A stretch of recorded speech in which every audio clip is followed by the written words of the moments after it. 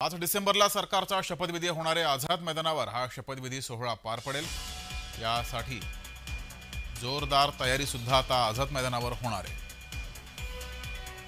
तर आझाद मैदानावर महायुती सरकारचा शपथविधी सोहळा पार पडणार आहे।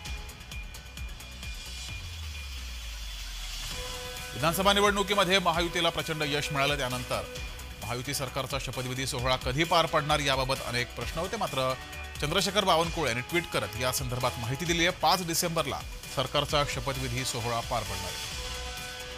तर या आझाद मैदानावर हा सोहळा पार पडणार आहे। आझाद मैदानावरून आढावा घेतलेला आहे आमचे प्रतिनिधी महेंद्र जोईल यांनी। पाहूयात।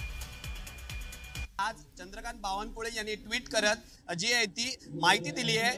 महायुतीचा जो मुख्यमंत्री पदाचा चेहरा असणार आहे त्याबाबत नाही, पण शपथविधी हा आझाद मैदानावर होणार आहे। आपण सध्या पाहू शकता आझाद मैदान येथे जे आहे ते शपथविधी होणार आहे। त्याबरोबर भाजपचे प्रदेश अध्यक्ष चंद्रकांत बावनकुळे यांनी ही माहिती दिली आहे की 5 डिसेंबर रोजी 5 वाजता आझाद मैदानावर हा शपथविधी होणार आहे, असं त्यांनी एक्स माध्यमाद्वारे ट्विट करत जे ते सांगितलंय।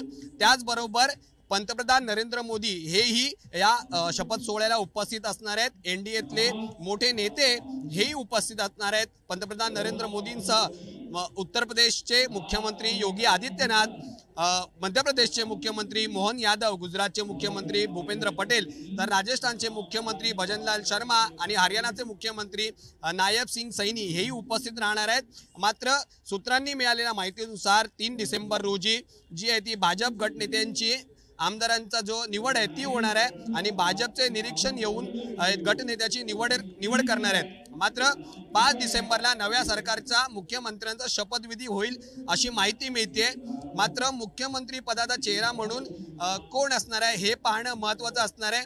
या शपथविधी सोहळ्याला जोरदार जी आहे ती तयारी करण्यात येत आहे।